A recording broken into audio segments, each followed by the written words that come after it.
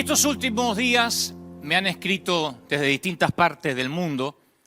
El mensaje anterior, COVID Fear, la pandemia del miedo, fue visto por 2 millones de dispositivos, a casi 4 a 5 personas por cada dispositivo. Es un promedio de 5 millones de personas, porque la mayoría mira el mensaje, nos dicen en familia, como está ocurriendo ahora. Por eso es que siento una enorme responsabilidad. A lo mejor hoy más que otras veces. Siempre tomo con mucha seriedad este sitio, la providencia divina que Dios me preste los oídos de la gente, pero hoy debo decir que lo tomo con más responsabilidad. Muchos me han dicho, Dante, ya no sos el mismo de tus inicios. Algunos me lo dicen como un halago, otros como dejando solapar una crítica.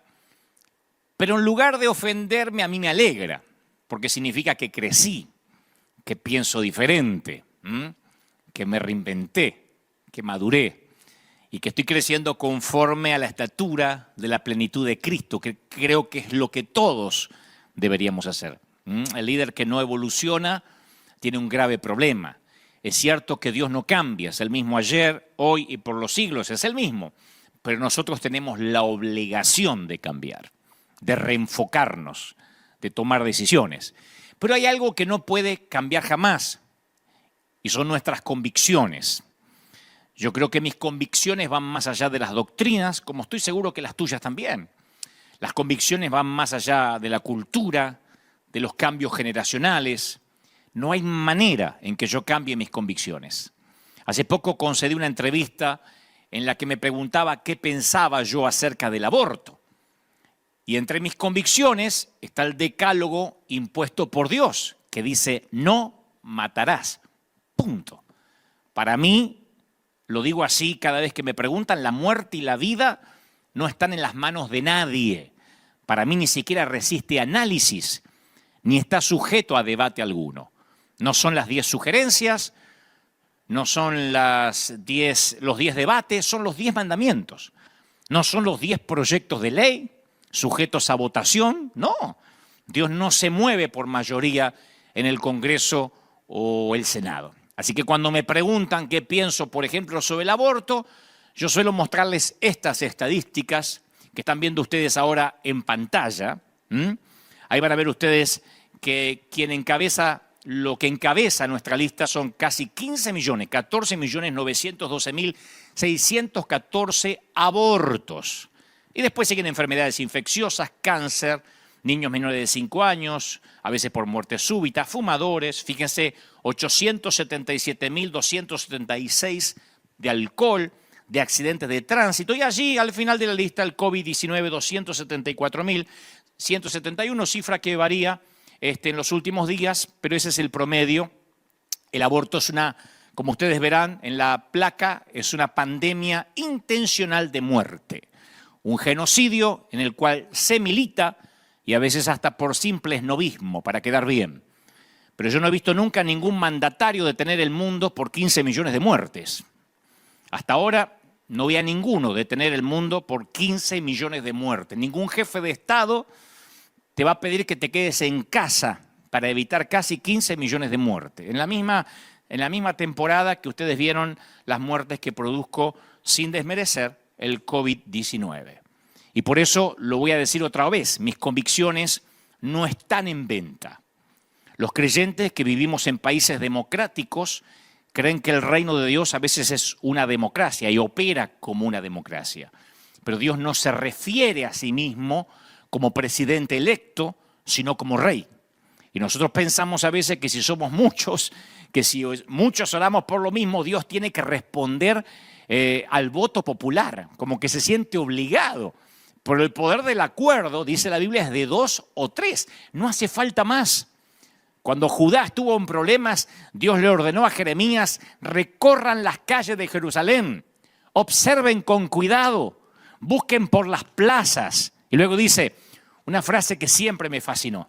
Si encuentran una sola persona, una, no 2, no 3, no una plaza llena, no un Senado con votos a favor, una sola persona que practique la justicia y busque la verdad, yo perdonaré esta ciudad. Jeremías 5:1. O sea, que Dios no es un encuestador cósmico que cuenta las cabezas. ¿Te imaginas a Dios diciendo, Gabriel, menos mal que tenemos mayoría en el Senado, porque si no tendríamos que cambiar las leyes? Menos mal que tenemos una mayoría que defiende el matrimonio heterosexual. No, Dios siempre ha dicho, encuéntrame a un hombre o a una mujer que quiera hacer la diferencia y bendeciré la nación a causa de él. Busqué entre ellos un hombre que levantara una muralla y que se pusiera en la brecha delante de mí, a favor de la tierra para que no lo destruyera, pero no lo hallé, dice Ezequiel 22:30. O sea, Dios no está buscando una multitud. Él anhela a una persona, a una, que se ponga entre los muertos y los vivos. Dice la palabra, el enojo del Señor arde contra ellos y la plaga ha comenzado. Entonces Aarón hizo como Moisés le dijo, y corrió entre el pueblo. La plaga ya había comenzado, pero Aarón quemó el incienso y purificó al pueblo. Y se puso entre los vivos y los muertos y se detuvo la plaga. Números 16:46. O sea, Dios no se entusiasma con las masas. Él necesita que alguien dé un paso al frente, una persona dé un paso al frente en medio de la multitud. Un David que le haga sentir al gigante que se metió con el escuadrón equivocado. Los movimientos nunca definieron a las personas. Las personas definen a los movimientos. Todos tenemos convicciones en cuanto a lo que más importa en nuestras vidas y aquello que creemos. Pero cuando hacemos un balance, nuestros compromisos no siempre coinciden con nuestras convicciones. Yo creo que todos los compromisos de los que amamos a Dios deben evaluarse a la luz de nuestro gran compromiso al que fuimos llamados por Dios. Pablo le dijo a Timoteo, ningún soldado que quiera agradar a su superior se enreda en las cuestiones civiles. El grave problema es que cuando nos damos cuenta de la brecha que empieza a crecer entre lo que decimos que son nuestras convicciones y lo que en realidad hacemos con nuestra vida y nuestro llamado, ahí es cuando es preocupante. Porque de nada sirve hacer miles de congresos apostólicos o proféticos y allí entre cuatro paredes decretar que estamos empoderados, gritar que somos el recambio profético, clavar estacas proféticas en la ciudad, proclamar que somos el cambio, si al momento que el Estado atenta contra nuestras convicciones, desaparece el empoderamiento que proclamamos. No sirve. No nos sirve de nada gritar entre cuatro paredes. Y yo en estos días, capaz que esto es una autocrítica también, porque soy parte de la Iglesia de Cristo, yo no he visto a ningún empoderado de los congresos proféticos pararse firme en sus convicciones. Sí, vi un par de algunos ahí vociferando declaraciones absurdas, pero siempre entre las cuatro paredes dirigidas a nuestro propio gueto. Y gran parte del pueblo cristiano ya se está dando cuenta que no se logra nada con un par de gritos desde un micrófono. Ahora tenemos que tomar decisiones serias que pueden afectar el resto de nuestras vidas y por supuesto de la Iglesia de Cristo. No podemos ser víctimas de las circunstancias que escapan a nuestro control. Somos absolutamente responsables de nuestro llamado, responsables de nuestras convicciones que no pueden cambiar. Y para tomar decisiones sabias debemos estar conscientes que a diario estamos tomando decisiones que afectan nuestro llamado, que tienen que ver con nuestro llamado. Todas las decisiones apuntan a nuestro propósito en la tierra. Yo creo, sin duda, como dije desde el primer día que comenzó esta pandemia, que este 2020 es el año de la cosecha. No me cabe la menor duda, no me retracto de eso. Y según me asiste el libro de Apocalipsis, hoy voy a hablar como el ángel de la iglesia a la que fui asignado. Para los que creen que estoy diciendo una herejía o me estoy autopostulando como ángel, estoy adheriendo a cuando el Señor, el Espíritu le habla a las iglesias de Apocalipsis y le dice, escribe al ángel de la iglesia, le está hablando al pastor de la iglesia. Y como ángel de la iglesia voy a transmitir lo que creo Dios me dijo a la congregación y a los que están oyendo esto de cualquier parte del mundo, viendo este mensaje de cualquier parte del mundo. Si uno recuerda la historia de Daniel, sabe que los primeros 7 versículos del libro que lleva su nombre, los babilonios están controlando todo. Nabucodonosor conquistó su tierra y lo llevó al exilio a Babilonia. Es una historia súper conocida, como dirían los chilenos, harto conocida. Perdió su libertad Daniel, su hogar, su cultura, sus amistades, su idioma, su condición de ser parte de la nobleza de Israel. Incluso perdió su identidad.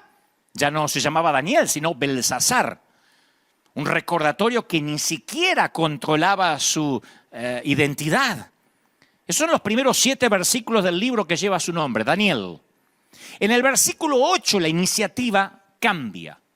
En el versículo 8 dice, y Daniel propuso en su corazón no contaminarse con la comida y el vino del rey. La mayoría creo que conoce la historia. El rey colocaba a la mesa manjares que antes eran sacrificados o dedicados a los ídolos paganos y Daniel consideraba eso una infidelidad. Así que él decidió en su corazón que honraría a Dios. En un momento Daniel decidió. Y decidió sabiendo que el estilo de administración, la gestión de Nabucodonosor era de cabeza a rodar. Cierta vez un rey llamado Sedequías se había rebelado contra Nabucodonosor y entonces Nabucodonosor hizo que lo mataran a sus hijos, primero a sus hijos en su presencia y luego le quitaran los ojos. Tal vez tu presidente sea un tipo difícil, pero cuando Nabucco dejaba cesante a alguien, le cortaba su cabeza para quedarse tranquilo. Ese era el jefe de Estado al cual servía Daniel. Pero Daniel, luego le llegan decisiones más fuertes. Se le ordena a él y a otros muchachos que se inclinen ante la estatua del rey y dijeron, arrójanos al horno, no nos inclinaremos. Le dijeron a Daniel, deja de orarle a tu Dios o te arrojaremos al foso de los leones. Y él dijo, arrójenme, no dejaré de orar. Y esto es lo que yo aprendo de una historia que la escuchamos algunos desde la escuela dominical. Sin aquella primera decisión de no querer contaminarse con la comida del rey, no habrían tomado la decisión de hacer frente a la caldera y a la fosa de los leones.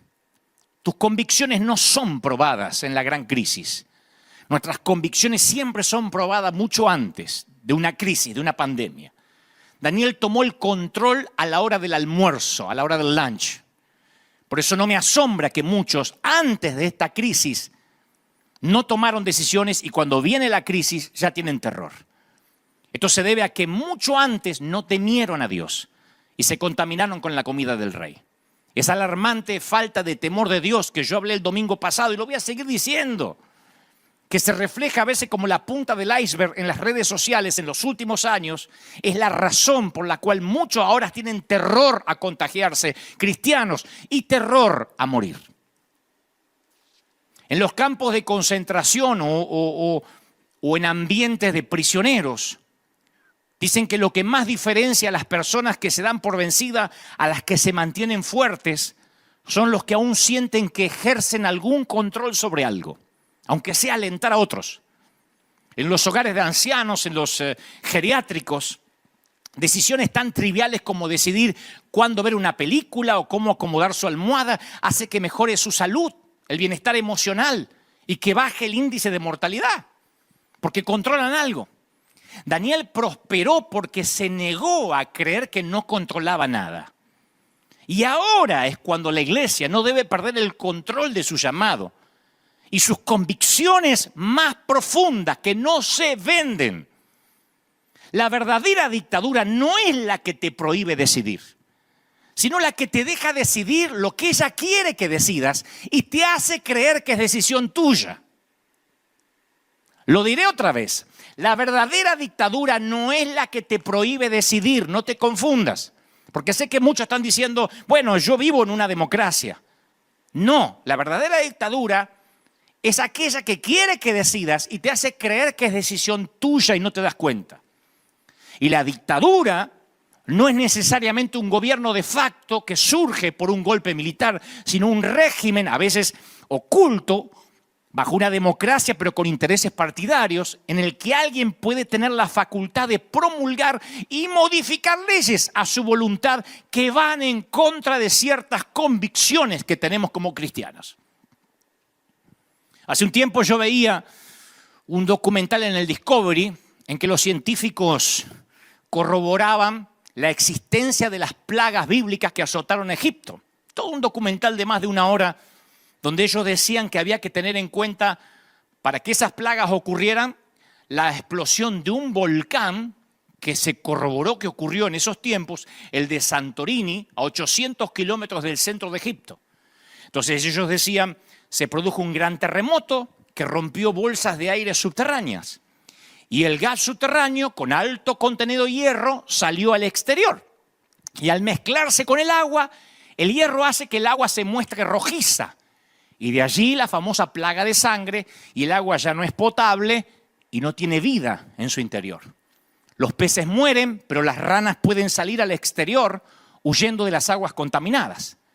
Y el documental seguía mostrando que las ranas encontraron abundante comida en el exterior y todo Egipto se llenó de ranas. Entonces el agua contaminada y quizá estancada es un lugar perfecto para que los mosquitos aniden y se multipliquen con rapidez. Y llegan millones de mosquitos, la tercera plaga. Sin agua limpia y en malas condiciones, el ganado empieza a morir. Con el ganado muerto, las aguas contaminadas, se favorece el desarrollo de la peste, sin antibióticos en aquella época. Las cenizas del volcán arrastradas por el aire, junto con gases tóxicos, y el agua de la atmósfera pudieron caer juntos formando pequeños meteoritos humeantes, otra de las plagas. Seguía diciendo el documental, al tiempo que el aire trajo todo ese gas tóxico, llegado a cierto punto en la estratosfera, buena parte se entremezcla con la humedad y por lo tanto caen juntos como si fueran hielo y granizo y fuego. Y el cambio en el clima y las heladas de Egipto atrajeron a las langostas que arrasaron con el resto de los cultivos que las ranas no se habían comido. Y las cenizas volcánicas crearon nubes que taparon la luz del sol y llega la novena plaga, la plaga de las tinieblas. Y uno se queda pensando, y bueno, ¿y cómo murieron los primogénitos? Yo estaba mirando el documental a ver si me lo podían explicar y los científicos arriban a la conclusión que los primogénitos dormían en las plantas bajas de las casas de Egipto, era como una honra. Y en un momento dado se levantó desde el suelo, a causa de las cenizas, una nube de dióxido de carbono que acabó con ellos, simplemente por estar más cerca del suelo. Los israelitas no dormían, los primogénitos, en la planta baja. Esa fue la explicación científica del documental de Discovery, y si la idea era desacreditar los milagros, a mí logró cimentar más mi fe, porque ahora todo me hacía más sentido. Yo dije, si acaso esto fue así, que no me consta, todo esto nos enseña que el poder de Dios es el conocimiento de todas las cosas y que por medio de la física, la química y la naturaleza es que Dios hace todas las cosas que quiere. Él sabe cómo y cuándo combinar todos los elementos para cumplir sus designios. Así que yo terminé de mirar el documental alabando al Señor, adorando al Rey. Porque hasta es mucho más fácil entender el poder de Dios de esta manera. Dios usando su propia naturaleza. Pero lo que más me sorprendió es que las plagas fueron un efecto dominó. No cesaron. Y cuando se movió la primera ficha, sea el volcán o no, vino una tras otra como consecuencia de la anterior. Y lo que sucede hoy es similar, mis queridos, de parte del corazón del Señor, aún no hemos vivido lo peor. Los expertos hablan de la gran recesión mundial que se viene, una hambruna sin precedentes, la caída estrepitosa de la economía, una depresión global se espera como jamás se ha visto. Ya se empezó a oír por ahí una depresión literal, psicológica, anímica. La gente no va a poder pagar el alquiler ni los servicios públicos. Yo no voy a decir algo que no creo que vaya a ocurrir. Esto va a ocurrir. La gente no va a poder pagar ni devolver los créditos para la compra de un auto. Habrá recortes masivos en los servicios públicos esenciales. Algunas cosas nunca más van a volver a la normalidad. científicos de diferentes especialidades. Yo leía médicos, biólogos, matemáticos, economistas, sociólogos, filósofos. Son pesimistas respecto a lo que se espera. Este virus va a conseguir lo que ni siquiera el terrorismo islámico consiguió del todo. Y leía a un famoso economista que decía: si la Primera Guerra Mundial brindó la oportunidad de crear la Sociedad de las Naciones y la Segunda Guerra Mundial brindó la oportunidad de crear las Naciones Unidas, todo dice que ahora toca redefinir de nuevo un nuevo orden internacional. No voy a ser apocalíptico, ni escatológico, ni meterme en tema de conspiraciones. Déjenme avanzar. Vuelvo a las Escrituras, que es lo mío. Si este apenas es el jinete amarillo, el caballo amarillo, de la muerte, del miedo, aún faltan los jinetes de la guerra, de la hambruna, conforme la revelación de Juan. Y las plagas efecto dominó de Egipto tenían el objetivo que Faraón dejara libre al pueblo de Dios, no que lo atara más. La idea de las plagas no era lograr un Israel apichonado, miedoso, pusilánime, temeroso del poder de Egipto. Éxodo 5:1 dice: después Moisés y Aarón entraron a la presencia de Faraón y le dijeron: Jehová, el Dios de Israel, dice así: deja libre a mi pueblo para adorarle, para celebrar fiesta en el desierto. Deja que la iglesia adore libremente. Y Faraón respondió: ¿quién es Jehová para que yo oiga su voz y los deje ir a ustedes? Yo no conozco a Jehová, ni tampoco dejaré ir a Israel. Así que como no conocía a Jehová, Dios se presentó con 4 plagas después de esa declaración. Dios dice: ¿no me conoces? ¡Pac! Mueve una ficha, efecto dominó, 4 plagas. Y ahí Faraón empieza a conocer quién es este Dios. Entonces allí empieza una negociación con Moisés. Y una de las cosas que le dice el Faraón a Moisés es: está bien, vayan al desierto con tal de que no vayan lejos, dice Éxodo 8:28, con tal de que no vayan lejos y, por favor, oren por mí. Hace un ratito no conocía quién era Jehová, ahora después de 4 plagas pide oración. Yo estoy feliz que, por ejemplo, el presidente de El Salvador, Nayib Bukele, que además es un amigo y que me honró al invitarme en la toma de su posesión, estoy feliz de que decretó que hoy es un día nacional de oración en el querido El Salvador. Y dijo en su resolución, en su decreto: aunque esto lo saco por decreto, es de cumplimiento voluntario, como toda verdadera oración. Oraremos todos los creyentes este domingo para que Dios sane nuestra tierra. Me gusta, porque eso fue parte de la bendición que yo le leí de Deuteronomio cuando me tocó orar. Y él se lo tomó literal y dijo: vamos a orar. Me encanta que un presidente que lo han acusado tanto de ser musulmán, de que iba a quitar las Biblias de todo sitio, ahora llamó a El Salvador a orar. Y estoy muy feliz que el presidente Donald Trump dijera este viernes pasado, antes de ayer, él dijo: no puedo creer que las clínicas de aborto y las licorerías sean esenciales o sean declaradas esenciales por ciertos gobernadores y no así las iglesias. Ahora necesitamos orar más que nunca, no menos. Y ordenó a los gobernadores, especialmente a los demócratas, a abrir las iglesias de inmediato. La noticia es verdadera. Y si bien esto es bueno, presidentes que se paran a pedir oración a Dios, es muy bueno, pero no es el meollo del mensaje. Yo quiero hablarle de la postura que tuvo Moisés, que tipifica la iglesia. El modo que él estuvo seguro de su llamado, de su zarza ardiente, de sus convicciones más profundas. Yo no voy a hablar si lo que hizo Trump o Bukele es mejor que lo que hace Fernández en Argentina, necesariamente. Quiero detenerme en Moisés, porque la propuesta de Faraón atentaba contra las convicciones de su llamado. Le dice: está bien, los dejo ir porque las plagas no cesaban. Pero luego aclara: con tal de que no vayan lejos. Con tal de que no vayan lejos. Yo quiero que convengamos algo que a lo mejor se nos olvidó.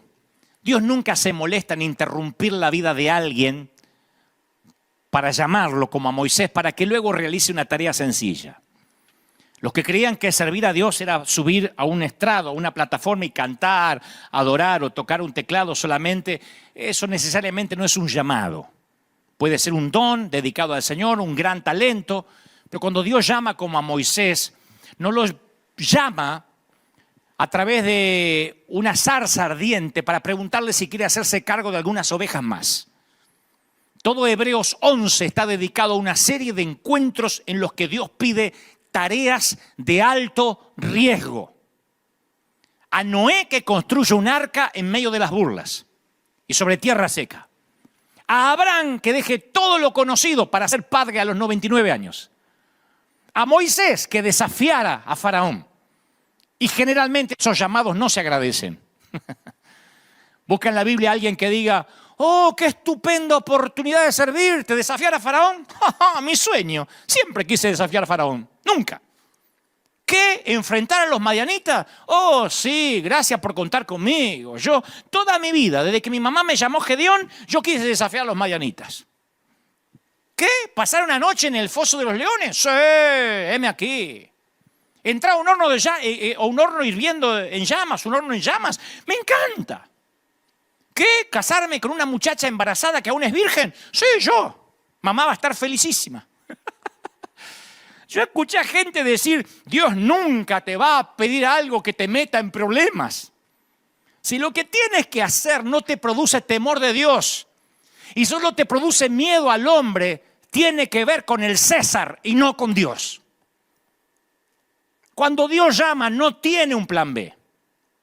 Dios nunca reacciona diciendo, oh, Moisés, yo no sabía que te producía tanto temor. Bueno, despreocúpate, viejo, voy a buscar otro en tu lugar, hay tanta gente en el desierto. Por eso sé que no puedo callarme. Porque nadie va a cambiar las convicciones que yo sentí frente a mi propia zarza hace más de 30 años atrás en un pequeño departamento de Buenos Aires. Nadie me va a decir, abran los templos, pero no vayan muy lejos. Nadie. Ningún faraón me va a decir, abran los templos, pero no se vayan muy lejos. El Estado no tiene autoridad para despojarnos de nuestro llamado, pastores. El Estado no puede despojarnos de la función pastoral. Debemos perder el miedo y regresar al llamado original. Después de todo, es el único llamado que tenemos. Nunca se nos fue dado un plan B, ¿o sí? Porque yo no lo tengo. Esto que quieren abrir no es iglesia. Este no es el concepto de iglesia y nunca lo será. No podemos abrir los templos aconsejados por asesorías de abogados. Ningún bufete de abogados me dirá cómo tenemos que abrir las iglesias. Sé que algunos están pensando, pero eso es desafiar a las autoridades. Déjenme avanzar. Las personas que se gradúan en las carreras de medicina, esto lo saben los médicos, hacen lo que se llama un juramento hipocrático. Tiene un contenido de carácter ético porque orienta al médico en la práctica de su profesión.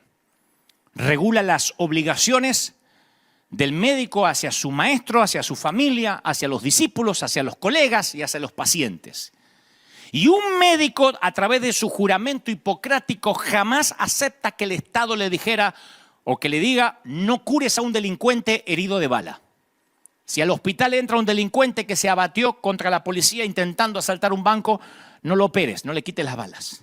No aceptaría un médico jamás eso. Un médico jamás aceptaría por su juramento hipocrático que el Estado le diga no operes a un genocida. No le salves la vida a alguien que puede contaminarte o te puede contagiar en la sala quirúrgica. Porque alguien que hizo el juramento hipocrático, señores, renunciaría a su profesión antes que alguien le diga a quién tiene que atender, a quién tiene que curar o lo que es peor, de qué manera lo tiene que hacer. Imagínate los que recibimos un llamado claro de Dios y no de una simple, sencilla carrera universitaria comparado con un llamado de Dios. Nadie me puede decir, abre los templos pero no vayas muy lejos, no dejes entrar a los enfermos, mídele la temperatura y si crees que puedes contagiar al resto, lo mandas de nuevo a casa. no pueden impedirme que imponga las manos, que los unja con aceite, basado en la prudencia. Ya fuimos prudentes, yo ya fui prudente. Desde este púlpito llamé a la prudencia cuando nos pidieron que nos encerráramos para que bajara la curva del contagio. Aun cuando nos dijeron pierdan sus empleos, cierren sus negocios que tanto les costó construir, despidan a los empleados, muéranse de hambre en sus propias casas, en ese entonces fuimos prudentes. Pero ahora, quien tiene un llamado genuino no puede aceptar el concepto de indefinido. Abran así hasta nuevo aviso. Vamos, adoren a Jehová, pero no vayan lejos. Alguien tiene que cuestionar lo indefinido. O esto será la nueva normalidad para siempre, se los aseguro. O lo cuestionamos ahora o va a ser la nueva normalidad. No me digan esto va a cambiar, porque no va a cambiar. La nueva normalidad no nos permitirá ser la iglesia que Dios nos mandó a ser. Y el que cree que es por ahora, para cuando se dé cuenta que fue timado, será demasiado tarde para reaccionar. Y si los 15 millones de abortos no me exigieron que cambie mi manera de servir a Dios, no lo hará una pandemia con 2% de mortalidad.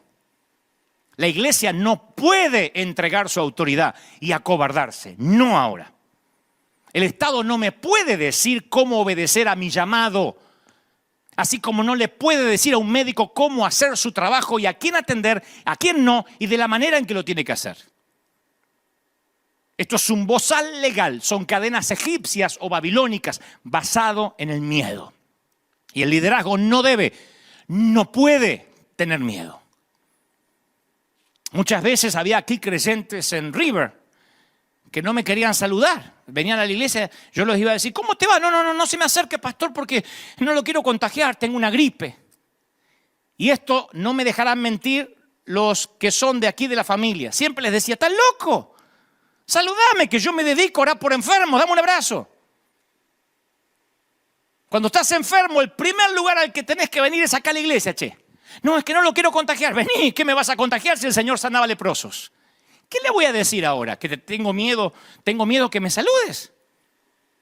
Si el Señor no discriminó a los leprosos, yo no voy a discriminar a alguien que esté enfermo.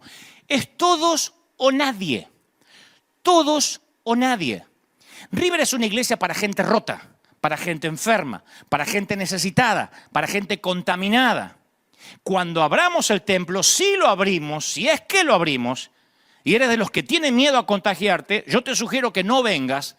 Seguramente va a haber muchas congregaciones que discriminen a los enfermos, a los niños, a los viejos y dejen entrar solo a los jóvenes y sanos, y quizás santos también. Pero River será para todos o no será para nadie. Yo no estoy negándome al sentido común de desinfectar, a la asepsia, al sentido común de lo que es funcional y lógico para una pandemia. Lo que me niego es que algo que va contra mi llamado y las convicciones que me han traído hasta aquí, tan solo porque algunos quieren usar esta pandemia para intereses ocultos. Que quede claro, yo no dejaré a los enfermos afuera, yo no los dejaré. Alguien me dijo, y si no te dejan abrir más por decir eso, entonces les voy a responder como supo decir Emiliano Zapata, uno de los líderes de la Revolución Mexicana. Prefiero morir de pie que vivir arrodillado ante el poder del Estado. O más bíblico, si te gusta. No se amolden al mundo actual, sino sean transformados mediante la renovación de la mente. No te amoldes, así podrás comprobar cuál es la voluntad de Dios, buena, agradable y perfecta. Aquí en California, una tarde, en ese entonces creo que todavía estábamos en la Catedral de Cristal, salíamos de la iglesia y delante nuestro, en el freeway, en la autopista, una camioneta hace una mala maniobra y se da vuelta delante nuestro. No choca con nadie. Algo le sucedió al chofer. Literalmente se da vuelta, empieza a dar trompos y el hombre queda con el auto al revés, las ruedas para arriba. Aparentemente se le había caído el café hirviendo encima.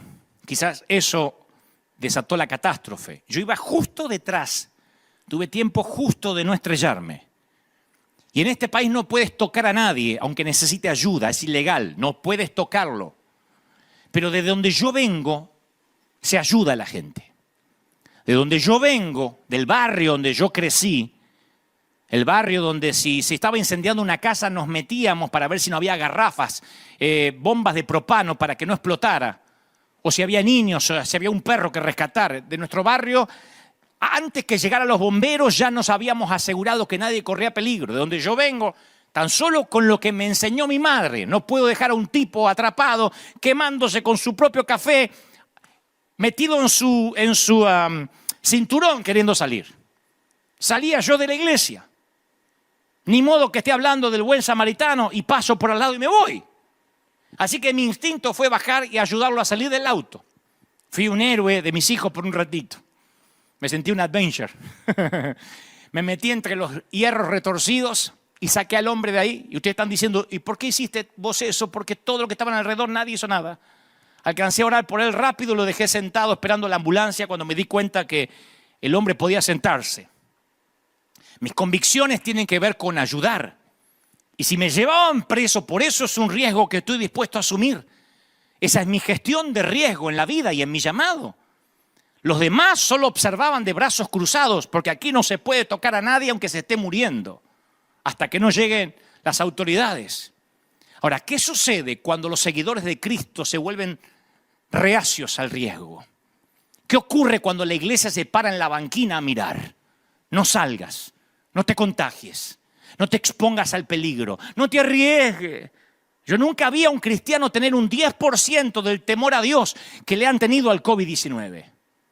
Hasta leí por ahí estos días un comunicado pastoral que decía, ninguna actividad religiosa es más importante que la vida. Qué feliz que esta gente no me representa ni a mí ni a nuestro ministerio. Yo nunca me afiliaría a gente que quiera preservar su vida, porque como dijo Jesús, el que la quiera cuidar la va a perder. Imagina a los apóstoles de los Hechos con esa consigna. Ningún servicio a Dios vale la vida. ¡Ah, no! Pero no nos dejemos manipular, porque cuando nos dejamos manipular a lo mejor es porque no tenemos precedentes en esto de pandemia. No hay jurisprudencia. La jurisprudencia en el lenguaje jurídico es el conjunto de pronunciamientos que dictan las personas que tienen capacidad y facultad de interpretar las normas jurídicas adaptándolas a cada caso. Aunque parezca un juego de palabras, voy a explicarlo de esta forma, te lo voy a poner así. La jurisprudencia se forma a partir de todos los fallos de diferentes tribunales judiciales del mundo y todo constituye un precedente de acción. O sea que cuando un juez va a dictar una sentencia tiene que ver los antecedentes. ¿Qué dictó otro juez en una ocasión similar? Es por esto que una decisión de un juez no tiene solamente el efecto actual, sino que sirve de precedente para futuras ocasiones, tanto de ellos como de otros magistrados. Entonces la frase sentar jurisprudencia se usa justamente para aquellas situaciones en las que un juez establece los parámetros con los que la justicia va a comenzar a expedirse en futuros casos. Y en esto no hay precedente actual, porque la pandemia de